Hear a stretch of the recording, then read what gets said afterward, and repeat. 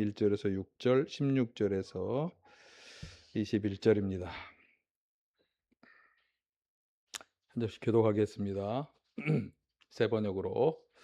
너희는 남에게 보이려고 의로운 일을 사람들 앞에서 하지 않도록 조심하여라. 그렇지 않으면 너희는 하늘에 계신 너희 아버지에게서 상을 받지 못한다.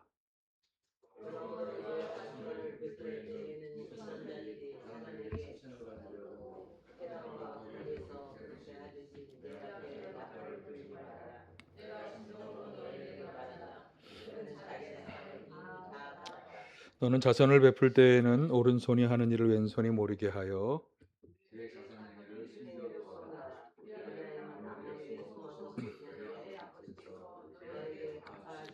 너희는 기도할 때에 위선자들처럼 하지 말아라. 그들은 사람들에게 보이려고 회당과 큰 길에 서서 기도하기를 좋아한다. 내가 진정으로 너에게 말한다. 그들은 자기네 상을 이미 다 받았다.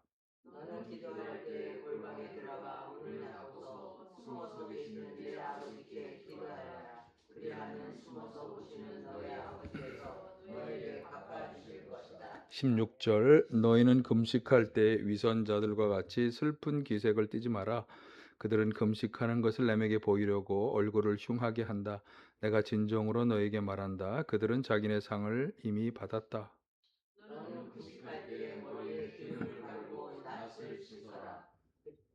그리하여 음식하는 것을 사람들에게 드러내지 말고 보이지 않게 숨어서 계시는 내 아버지께서 보시게 하여라. 그리하면 남모르게 숨어서 보시는 내 아버지께서 너에게 갚아주실 것이다.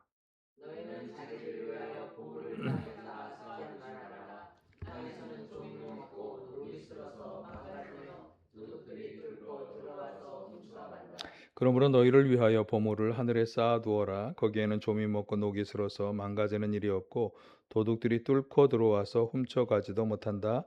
너의 보물이 있는 곳에 너의 마음도 있을 것이다. 아멘. 우리가 7절에서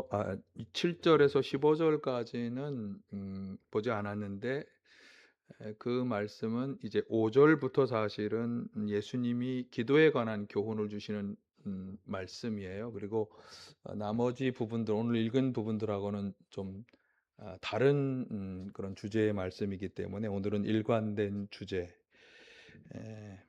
그 일관된 주제는 설교의 제목처럼 외식하는 자, 위선자와 같이 하지 말라. 5절에서 말씀하고 있죠. 그래서 1절, 2절, 5절, 16절 등을 이제 보면 남에게 보이려고 의로운 일을 하지 마라. 칭찬을 받으려고 자선을 베풀지 말라. 사람들에게 보이려고 기도하지 말라. 또 남에게 보이려고 금식하지 말라. 이런 말씀을 하시면서 이것은 위선자들이나 그러니까 외식하는 자들이나 하는 일이다. 이렇게 말씀하셨습니다. 우리가 지난주에도 비슷한 주제를 우리가 생각할 수 있었죠. 지난주에 우리가 이사야 58장의 말씀을 통해서 이제 금식과 같은 종교 규례를 열심히 지키면서 나는 하나님을 잘 섬긴다라고 생각했던 이스라엘 백성들을 향해서 하나님이 허물이 있다, 죄가 있다 이렇게 책망하신 것을 저희들이 보았죠. 왜냐하면 종교 규례는 잘 지키는데 그런데 실제 삶에서는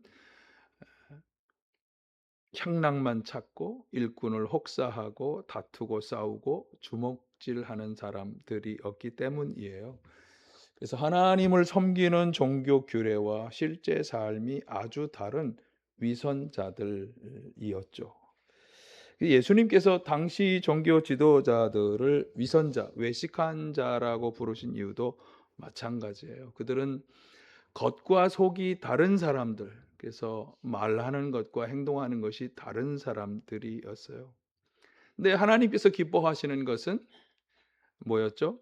삶의 현장에서 하나님의 뜻에 순종하여서 살아가는 것, 특별히 연약한 어려운 이웃을 돕는 사랑을 행하는 것, 그것이었죠. 그런데 그렇게 함에 있어서 이제 오늘 말씀의 주제와 연결되는 것은 무엇을 주의해야 하느냐? 그러니까 하나님의 말씀에 순종해서 열심히 이웃을 돕고 선한 일을 행하며 살아야 하는데 무엇을 주의해야 하느냐? 외식하는 자, 위선자처럼 하지 말아야 한다. 자, 그래서 위선자처럼 하지 않기 위해서는 어떻게 해야 하는가? 오늘은 사실 뭐 이미 다 우리가 결론을 알고 있지만 그러나 그 말씀 속에 주시는 또 교훈을 우리가 함께 생각해 보도록 하겠습니다. 위선자, 외식하는 사람이라는 말은 영어로 하이포크리테스라고 하는데 사실은 이 말의 어원은 여기 나온 것처럼 헬라어 휘포크리테스입니다. 이 말은 연극 배우라는 뜻을 가진 말이에요. 연극 배우는 그러니까 진짜 자기 모습이 아니라 다른 모습을 보여주는 사람들. 그러니까 부정적인 의미는 아니에요, 원래는. 그러니까 연극 배우 뭐 연극 배우들은 뭐 연극이나 드라마나 영화 이런 곳에 보면 그 이야기의 주인공이 되죠. 배우들이 주인공이 되어서 실감나게 연기를 해서 우리를 감동 속으로 이렇게 끌어들이는데 마치 자신이 그 주인공인 것처럼 말하고 행동하는 거죠. 그러니까 위선자, 외식하는 사람이란 말은 바로 그 의미를 가진 거예요. 진짜 자기 모습이 아니라 가공된 모습을 보여주는 사람들. 이게 배우라면 아무 문제가 없지만 배우가 아닌 사람이 그렇게 살아가는 것, 왜 가공된 모습을 보여주려 하는가? 우리가 이미 알지만 오늘 본문의 2절에 보면 위선자들이 사람들에게 칭찬을 받으려고 그러니까 보는 사람들에게 칭찬받고 인정받기를 원하기 때문에 선하고 의로운 일 행한 것을 인정받고 싶어서 나 이만큼 다른 사람을 도우면서 살았다라고 하는 것을 칭찬받기 위해서, 그리고 뭐 기도도 금식도 마찬가지라고 그렇게 하는 거죠. 나 이만큼 기도 많이 하는 사람이야, 신실한 사람이야, 나 이만큼 금식하는 사람이야, 경건한 사람이야, 이런 것을 보여주고 인정받기를 원하기 때문에 사실 그 사람들 안에는 진실함이 없는 거죠. 다른 사람이 나를 어떻게 보고 어떻게 생각할 것인가에만 관심을 가진 진실함이 없는 사람들. 사실 구제하고 기도하고 금식하는 건 그 자체는 아무 문제가 없어요. 오히려 좋은 일이죠. 그렇게 구제하고 그렇게 기도하고 금식하면 좋은 일이에요. 그런데 관건은 무엇을 위해서 그것을 하느냐, 누구를 위해서 그것을 하느냐. 성경에서 예수님이 하시는 말씀은 아주 분명해요. 1절을 보시면 의로운 일을 남에게 보이려고 하지 않도록 조심하라. 또 16절에 위선자들처럼 슬픈 기색을 띄어서 사람들이 저 사람 금식하는구나 라는 것을 알리도록 그렇게 금식하지 마라.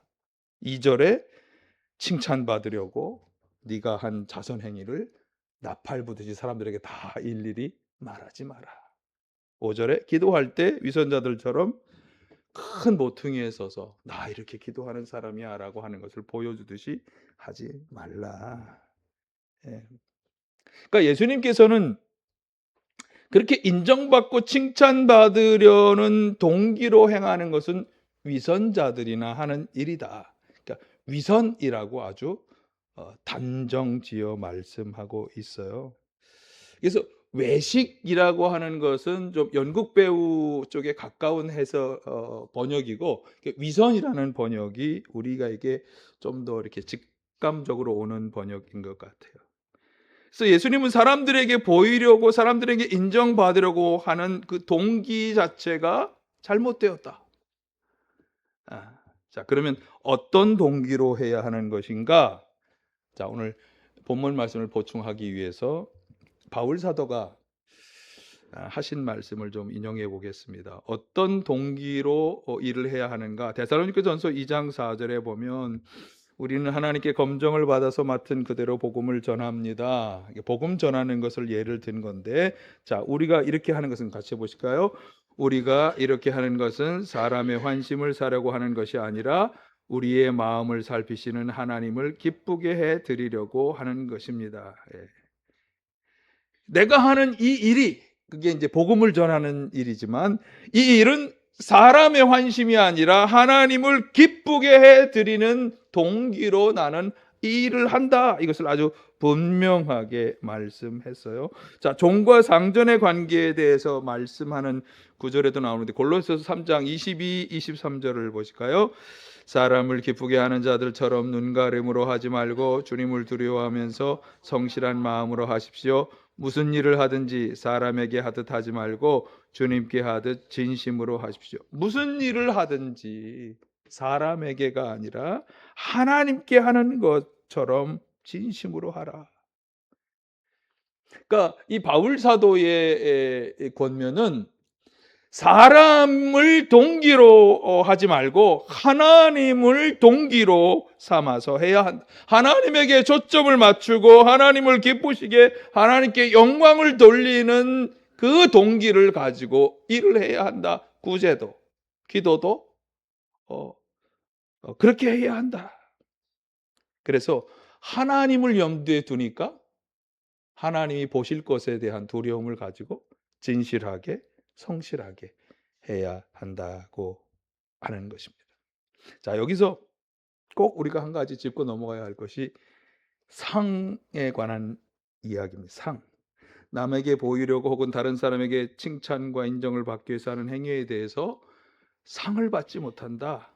혹은 이미 그것으로 상을 받았다. 이렇게 거듭 말씀하고 있어요. 자, 1절은 이 단락 전체를 사실은 조망하는 말씀인데 보실까요? 너희는 남에게 보이려고 의로운 일을 사람들 앞에서 하지 않도록 조심하여라. 그렇지 않으면 너희는 하늘에 계신 너희 아버지에게서 상을 받지 못한다. 그러니까 하나님에게서는 상을 받지 못한다. 그래서 여기 2절, 5절, 16절에 각각 자선, 기도, 금식 등을 행할 때, 거기 보면 그렇게 칭찬받으려고 하면, 또 그렇게 남에게 보이려고 드러내서 한다면, 그러면서 그 뒤에 이것이 다 공통적으로 들어가 있어요. 내가 진정으로, 시작, 내가 진정으로 너에게 말한다. 그들은 자기네 상을 이미 다 받았다. 그러니까 사람들에게 그렇게 보여줌으로써 그 사람들이 다 그것을 알도록 그렇게 드러내서 하고 보여주기 위해서 그렇게 행함으로써 그들이 그래 칭찬하고 또 그들로부터 인정을 받고 영광을 받는다면 그것으로 이미 상을 받은 거다. 예. 그러나 반대로 은밀하게 남들 모르게 선행을 베풀고 숨어서 기도하고 보이지 않는 곳에서 금식을 하면 숨어서 은밀히 보시는 하나님이 갚아주신다.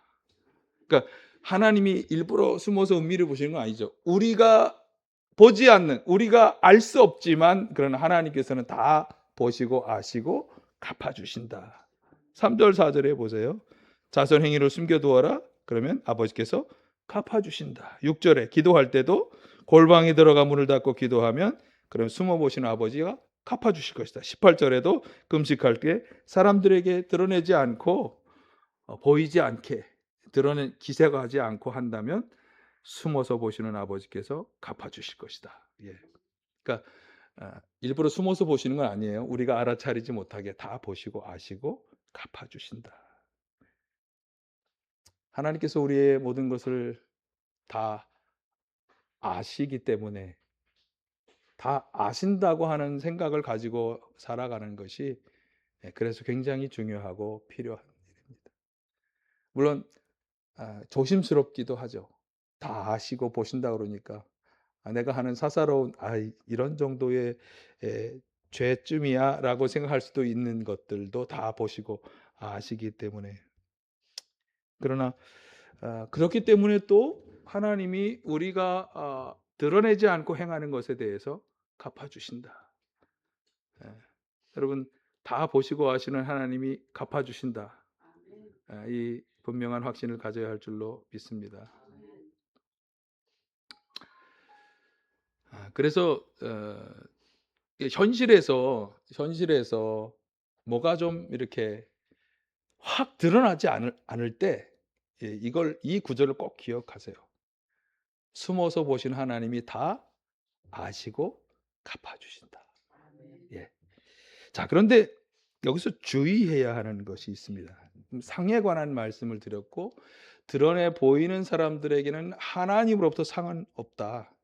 그러나 드러내지 않고 행하는 사람들에게는 하나님이 이미 다 보시고 아시기 때문에 상을 주신다. 그렇게 말씀을 드렸는데, 주의해야 하는 것은 그 상이 그러면 어떤 상이냐?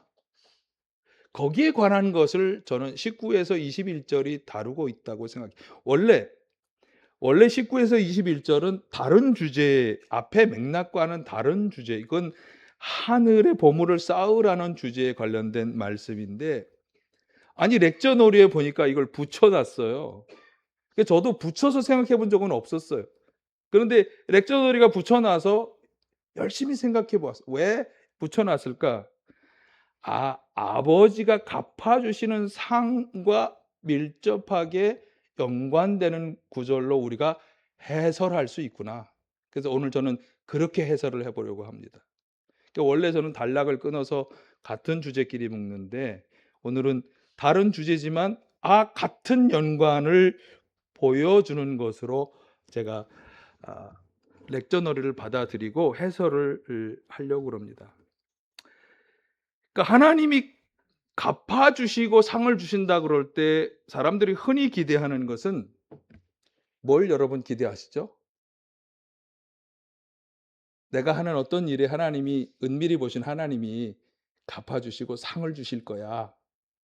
그러니까 내가 지금 이 일을 함으로써 당장 뭔가 이득을 얻지 못하지만 다른 쪽으로 뭔가 이득을 주실 거야. 이런 생각을 하잖아요.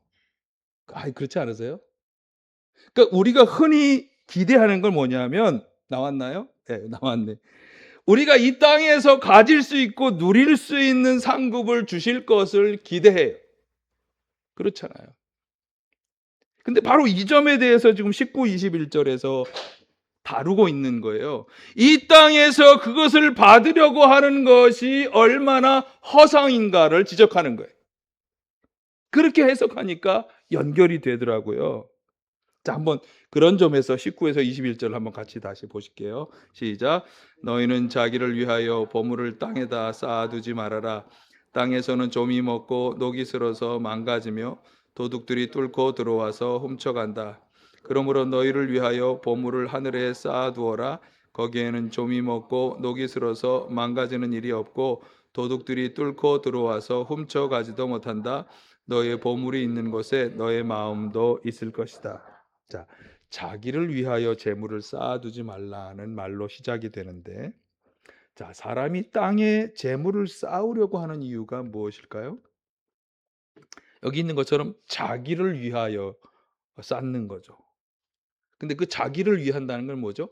자신의 안락한 삶, 자신의 안정적인 삶을 보장받으려고 준비하는 거예요.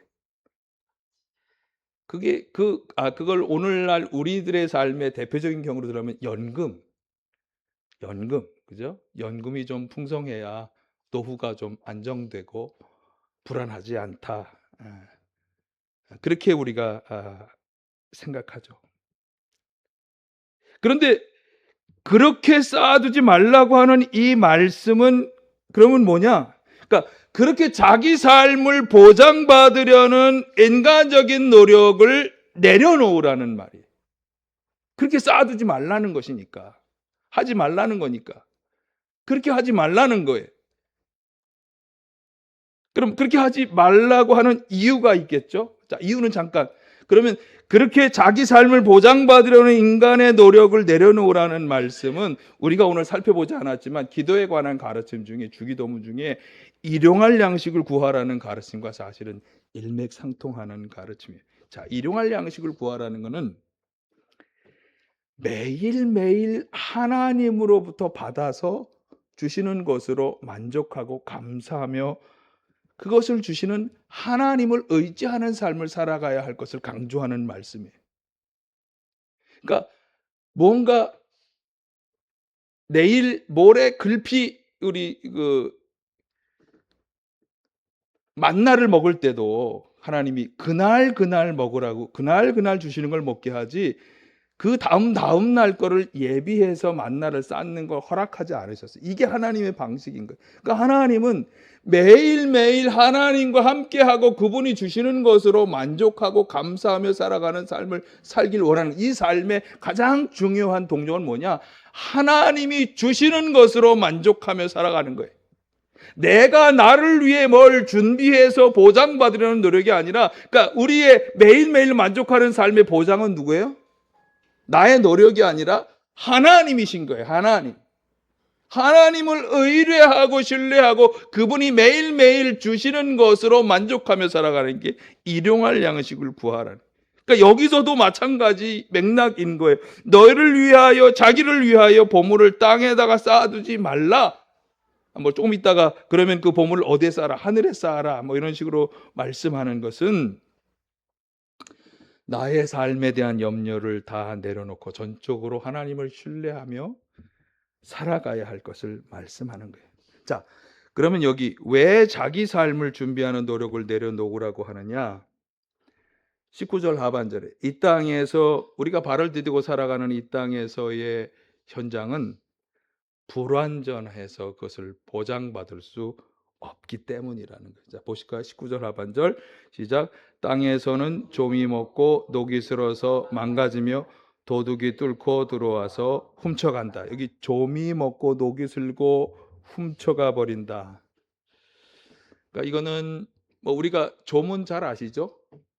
제가 예전에 이걸 경험해 본 적이 있어요. 오래된 구두를 신고 우리 장로님 안수 받는데 갔다가 오랫동안 방치해뒀던 건데 그게 다 이렇게 된 줄 모르고 그 예배당 안에 제가 앉았던 주변에 이게 다 구두 가죽인가 그게 다 이렇게 흩어져 있었던 경험이 나서 급히 제가 신발 좀 하나 보내달라고 SOS를 쳤던 기억이 납니다.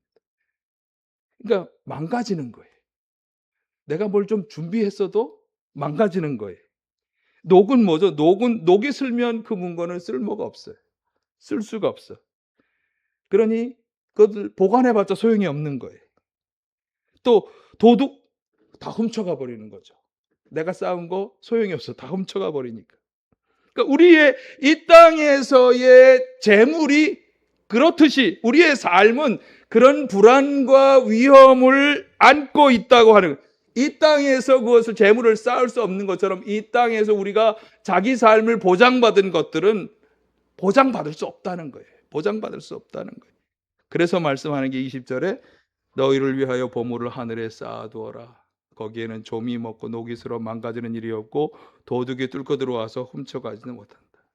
그러니까 재물을 쌓으려거든 하늘에 쌓아둬야 돼. 하늘에는 그런 일이 없다는 거죠. 좀 먹고 녹 슬고 도둑 드는 일이 없기 때문에 쌓을 수 있다. 그러니까 자기 자신을 위해 준비하는 이 땅에서의 노력은 쌓을 수 없는 것을 쌓으려는 헛수고에 불과하나 하늘에 쌓는 것은 가능하다.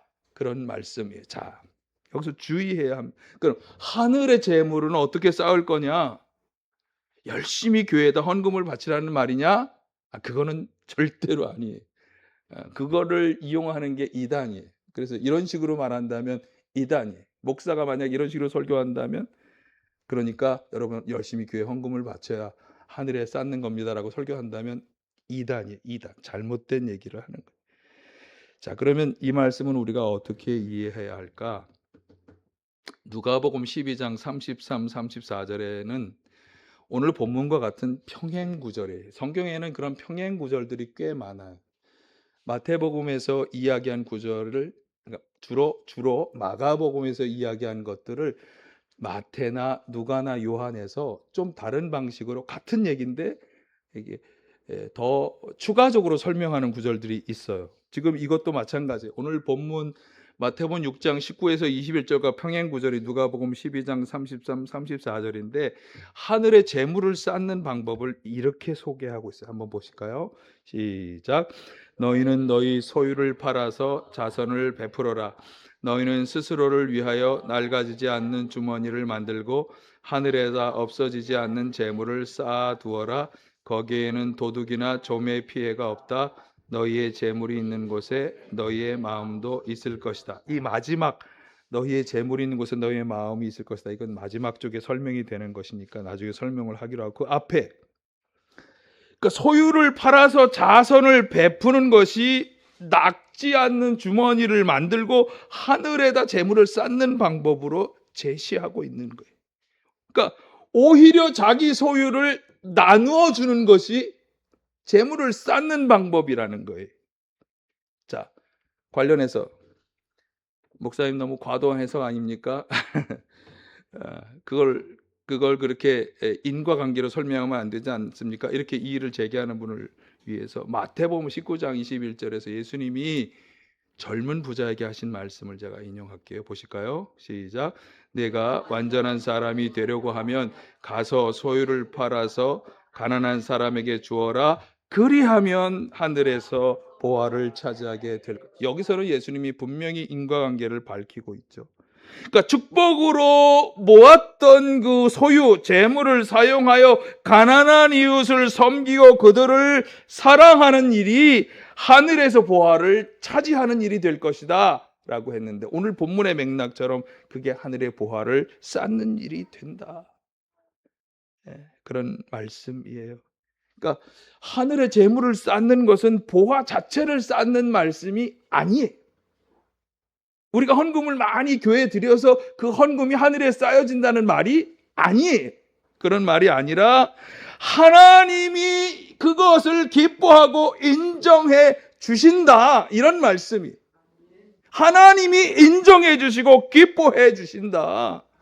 자선을 베풀고 가난한 사람을 돕는 이웃사랑은 하나님이 인정하시고 기뻐해 주시는 일이다. 하나님께서 인정해 주신다는 말씀이에요. 사실 이건 너무나 당연한 말이에요. 왜냐하면 이웃사랑은 하나님이 주신 계명의 두 가지, 예수님께서 두 가지 계명을, 구약과 율법과 예언자의 말씀을 두 가지로 요약하셨죠. 첫째는 하나님 사랑, 둘째는 이웃사랑.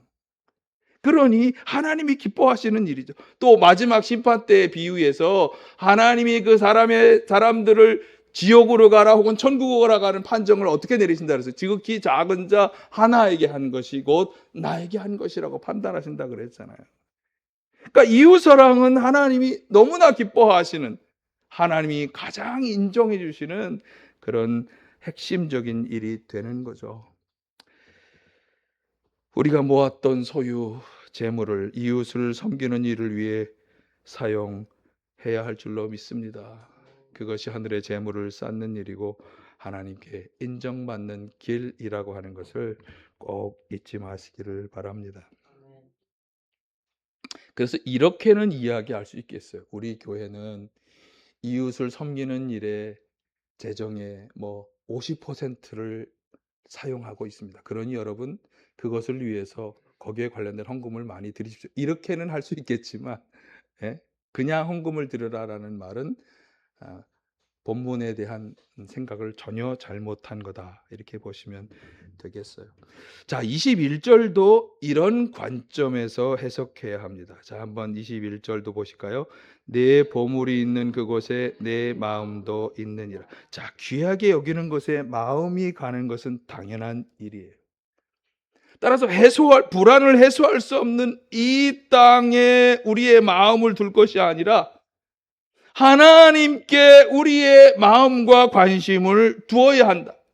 하나님께 인정받는 것을 최고의 신앙의 목표로 삼고 살아가야 한다. 그런 말씀으로 우리가 이 말씀을 해석하면 되는 것입니다.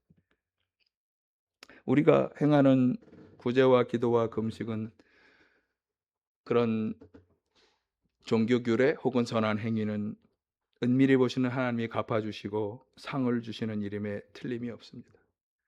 성경이 그렇게 말씀하니까. 그러나 그 상급은 이 땅에서 받는 상급이 아니라 하나님께 그 일들을 통해 인정받을 수 있다, 그런 말씀으로 우리가 해석을 해야 하고, 그렇기 때문에 종교 규례도 열심히 잘 행해야 하고 하나님의 말씀에 순종해서 선한 일도 행하여야 합니다. 자, 그런데 그렇게 함에 있어서 오늘 본문이 주의해야 할 것은 무엇이냐? 위선자처럼 해서는 안 된다. 동기가 사람이 되어서는 안 된다. 사람에게 칭찬받고 인정받는 게 아니라 하나님께 인정받기 위해서 그래서 우리의 겉모습과 속사람이 일치해야 하고 하나님을 두려워하는 마음으로 진실하고 성실하게 행해야 하는 것입니다. 2026년도에는 하나님께 인정받는 우리 나눔교회 성도들 다 되시길 간절히 축원합니다. 어떻게 인정받을까? 지금 말씀드린 것처럼 종교교례도 잘 지키고 하나님 기뻐하시는 선한 일도 잘 행하시는데, 그런데 그 동기가 하나님이 되어야 한다. 그렇게 하나님 앞에서 신실하고 성실하고 진실하게 행하셔서 하늘에 하나님께 인정받는 우리 모두가 다 되시기를 간절히 축원합니다. 사랑의